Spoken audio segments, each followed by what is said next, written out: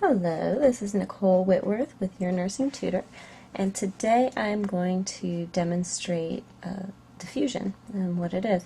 Now, diffusion, as you I'm sure are well familiar with, is related to fluids and electrolytes, and it's actually a really important topic, more important than you might think. Just because you study diffusion in your prerequisite classes for nursing school or at the beginning of your nursing school career, diffusion is actually an important topic throughout nursing school and even in your nursing career, because it's really related to almost every bodily function that is possible. So you see it a lot with understanding different disease processes and the way that medications work and things like that. So if you don't understand diffusion, then it's going to be really tough to do well in nursing school. So I'm going to go ahead and get started with this experiment while I'm talking. So basically, let me tell you what this is first. I have about 4 quarts of hot water just from the tap, and I just poured it into my old sugar canister. And it's just plain water, plain tap water, nothing in it. And what I'm going to do is I'm going to put a couple of drops of food coloring in it. And that food coloring, you'll see what it does, but it's basically going to be diffusing through. I'm going to start with 2 drops of red, and I'm also going to add 2 drops of blue. No particular significance to those color choices other than my favorite color happens to be purple. And as you'll see at the end, blue and red do indeed make purple. Now I did use warm to hot water because this reaction does happen a lot faster when you do that. If you use cold water, it goes much slower, and that has to do with how fast molecules move in temperature, but that's a completely other lesson. So as you can see, the red and the blue are already moving around and mixing, and that's really what the definition of diffusion is. Diffusion is when your solute, which is the particle, in this case it's our food coloring, moves from an area of high density to an area of low density. So that what that means basically in everyday talk is that the particles move from where there's a lot of particles to where there's a little bit of particles.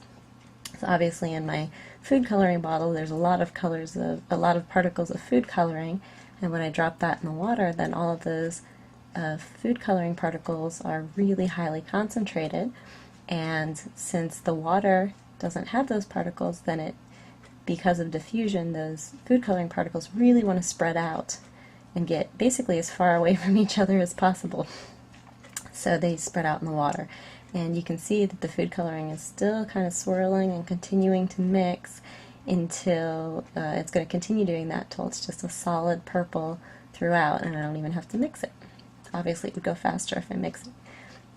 Now I want to point out too that this is just a very simple form of diffusion because we don't have any semi-permeable membranes, which adds a whole nother layer of complexity to it. And of course in our body we have a lot of semi-permeable membranes because those are going to be our blood vessels and our cell walls, just to name 2 of the most common. And so in the future I'll have some other lessons about diffusion and osmosis using semi-permeable membranes.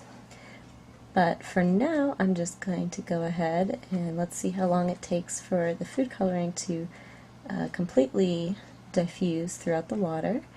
And just think about the food coloring as if it was sodium or potassium or some other electrolyte in the body, just spreading all throughout the bloodstream or the body.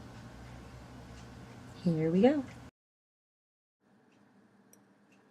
So as you can see in the time lapse, there is definitely still a lot of movement of the color. It really wasn't even this easy to see when I was watching it in real time, but it becomes really obvious when you speed it up. You can also see at the top that I really did use hot water because you can see that steam that kind of is puffing up every once in a while. There, that looks pretty good. So that is pretty much diffusion. You can see that the red and the blue food coloring have completely disappeared, so to speak, but really they've just combined or not combined, but spread out so that we perceive the purple color, because an even purple color throughout, which means that the blue dye has spread out as far as possible as it can. All the particles have spread out as far as possible from each other, and the red particles have also spread out as far as possible from the other red particles, so throughout the entire glass of water, the food coloring is just evenly diffused throughout.